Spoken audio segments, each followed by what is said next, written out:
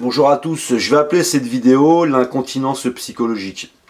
Forcément, avant de démarrer, je vais quand même donner une petite explication autour de l'incontinence. Je vais parler d'incontinence physique qui sont liées à des problèmes de santé, qui peuvent être liés à, par exemple, quand vous mettez un enfant au monde, vous pouvez être dans une incontinence. Ça n'a rien à voir. C'est-à-dire que je ne veux pas qu'il y ait d'amalgame qui soit fait ou que mes mots soient utilisés de la mauvaise façon. C'est-à-dire que je travaille aussi avec beaucoup de personnes âgées qui sont dans l'incontinence, qui ont des problèmes d'incontinence, qui souffrent eux-mêmes de ces problèmes-là et qui ne me posent absolument aucun problème, à part ne serait-ce que cette empathie où on aimerait qu'ils n'en souffrent pas. C'est-à-dire qu'on est dans une relation affectueuse, on est dans une relation d'entraide et ils ne font pas subir aux autres, ils le subissent, ils en souffrent. Et qu'il ne soit pas fait d'amalgame sur cette vidéo, puisque je vais utiliser le terme de l'incontinence, puisque c'est réellement de l'incontinence, mais c'est une incontinence psychologique qui, là, pour le coup, fait souffrir les autres. C'est-à-dire que la personne qui a des problèmes de santé en souffre, et que cette personne qui, elle, est dans l'incontinence psychologique, fait souffrir les autres. Dans cette forme d'incontinence psychologique, il y a différentes façons de l'aborder. Vous avez des personnes qui, quand elles ont un problème, tel qu'il soit, elles se délivrent sur vous. Vous êtes un peu le responsable d'eux, c'est à vous de porter leur malheur, c'est à vous de porter ceci, je suis une victime. Et il y a ceux aussi qui vont utiliser qui vont utiliser des pics, des vannes, qui vont mal vous parler. Et puis après, il y a les excès de colère. La colère, personne n'est protégé de la colère, ça peut arriver à tout le monde d'avoir un moment de colère, mais ça ne fait pas vous une personne incontinente, c'est une personne plutôt qui est dans l'explosion, vous explosez, ce qui doit être rare, hein, tant qu'à faire, mais je veux dire, ça c'est une chose. Après, l'incontinence c'en est une autre, ce sont ceux qui d'entrée vont mal vous parler. Ça on le retrouve énormément dans les commentaires. Vous avez des personnes, je fais des vidéos, elles arrivent, elles disent c'est qui ce connard, c'est qui ce con, c'est qui ce machin, on vous parle mal d'entrée. Et ce sont des incontinents, c'est-à-dire qu'ils n'ont pas... c'est un petit peu, vous savez que le trou du cul, le sphincter, il a besoin d'un cerveau. Il a besoin d'un cerveau pour contrôler les choses. Et bien ces gens-là n'ont pas de cerveau. C'est-à-dire qu'ils se délivrent tout de suite. Ça coule du haut vers le bas, comme ça va vers le bas, et je te balance tout comme ça, et je te parle mal. On voit ça aussi en entreprise. Les incontinents sont dans l'entreprise, les incontinents sont dans la famille, les incontinents sont un petit peu partout, et ce sont des gens aussi qui d'une part se délivrent de quelque chose, et d'autre part utilisent l'ego, se réévaluent en fonction de la façon dont ils vous parlent. Alors ils s'imaginent se faire du bien, mais en réalité se font du mal, ils font du mal aux autres, et ça veut dire qu'ils... quand ils vous disent quelque chose de mal, quand ils vous parlent mal, du coup ça fait de quelqu'un de plus important. C'est exactement pareil dans les commentaires. Étudiez bien un commentaire et vous verrez que le commentaire n'est pas... Il y a des critiques objectives, faut pas tout mélanger non plus, il y a des gens qui critiquent, c'est objectif. Mais il y a des gens qui ne le sont pas, ils sont beaucoup plus durs, ils sont...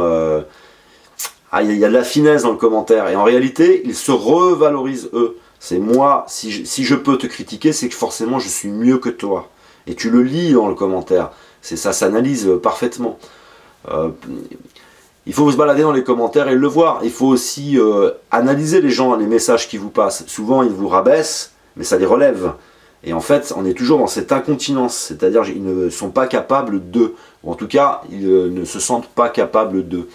On est dans une société qui est dans l'inversion. Alors on va avoir tendance à admirer les gens qui parlent mal aux autres, comme étant de la puissance. Alors qu'en réalité, c'est encore de l'impuissance. C'est vraiment, je me lâche, je laisse échapper, je ne retiens rien. C'est le côté de la bête, le côté de l'animal. Et si on est trop longtemps exposé, ça revient aux mêmes effets que le soleil, où les radiations, au bout d'un moment, vont changer votre peau. Et ben ça va vous affecter. Donc ça peut vous amener vous-même ou à d'autodestruction ou de la colère, à vous mettre en colère. Donc le meilleur moyen, c'est de refuser, de repousser, de rechasser. Et on est toujours dans ces aspects du corps, c'est la bête, l'animal, la violence, l'instinct. On est donc incontinent, on ne se retient pas, et c'est le corps qui combat l'esprit, puisque l'esprit c'est la puissance. L'esprit, c'est la prochaine étape de l'évolution de l'humanité, c'est l'utilisation de son plein potentiel, et non pas ce potentiel. Et je rappelle que l'humanité, elle se construit grâce à l'esprit, aux gens intelligents, tout ça, ça se maintient debout, et tu as les incontinents qui se nourrissent, qui se maintiennent debout sur les autres, mais qui pourraient laisser des fois penser qu'ils aient du charisme. Et c'est le véritable problème de cette société, c'est que les jeunes, par exemple, qui vont se construire dans des environnements toxiques, vont à un moment donné développer tous ces aspects-là pour se donner du charisme, parce qu'on est dans un milieu violent, un milieu animal. Mais tout ça, c'est de l'impuissance et de l'incontinence. Il n'y a rien d'autre. Il n'y a pas de pédagogie, il n'y a pas d'intelligence, il n'y a pas de développement personnel, il n'y a absolument rien. On est dans le côté bestial. Alors on peut être bestial physiquement, par les coups, etc. Et on peut mettre des coups verbales et être méchants les uns avec les autres et se faire du mal. Tout ça est de la pure, et moi je l'appelle réellement incontinence parce que c'est une incontinence. Et que on sépare, je le rappelle, le corps, tout ce qui est les phénomènes du corps, de la santé du corps, et on sépare de l'esprit, bon, ça ne fait qu'un. Et c'est aussi une incontinence. C'est l'incontinence psychologique. Voilà, je voulais développer dessus parce que c'est aussi quelque chose qu'on retrouve donc un peu partout. Les gens qui se parlent de plus en plus mal, qui vont utiliser des valeurs, vont utiliser des principes, vont utiliser des raisons pour systématiquement mal vous parler. Ils peuvent avoir une raison de mal parler aux autres. À un moment donné, bah là, et puis surtout, ils sont malins parce que ils vont utiliser des termes, ils vont utiliser de la subtilité.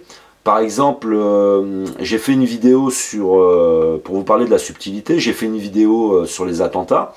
J'amène des éléments, et si quelqu'un veut, par exemple, est dans l'objection, va emmener lui d'autres éléments. Et on se partage des éléments et on va comparer quelque chose. Là, la personne, elle me stigmatise directement de complotiste et je ne sais plus quoi. Il y a plusieurs choses qu'elle a mis. Et j'ai laissé ce commentaire-là. Mais il faut savoir que j'en supprime beaucoup des commentaires. À partir du moment où il y a des insultes, où la personne est dans une trop grosse incontinence, ce qu'elle laisse échapper, je ne veux pas le mettre sur la page parce que vous êtes là, vous regardez une vidéo qui est agréable, vous baissez pour regarder un commentaire, et là vous prenez une décharge. Donc comme quoi aussi, ça a une influence, ça peut avoir une influence sur nous. Donc il y en a, je les laisse quand c'est un peu subtil, comme ce commentaire de cette jeune femme qui me stigmatise de complotiste, alors qu'elle n'apporte aucun élément. C'est-à-dire que j'appelle à la recherche dans cette vidéo, et la réaction c'est je te parle mal, tout de suite, mais avec la subtilité et de la finesse. Et alors il y a des personnes dans les incontinents, vous avez ceux qui sont très violents, très vulgaires d'entrée, et vous avez les personnes qui sont très cultivées. Alors c'est intéressant de voir les différences qu'il peut y avoir chez les incontinents comme ça. Voilà, l'incontinence, je voulais en parler, et vous dire, mettez-vous à l'abri de tout ce que laisse échapper l'incontinence. Ne restez pas à proximité, si vous êtes obligé, défendez-vous, et n'acceptez pas, dites-vous toujours, il n'y a aucune raison valable pour qu'on soit incontinent avec vous. Voilà, bien à vous.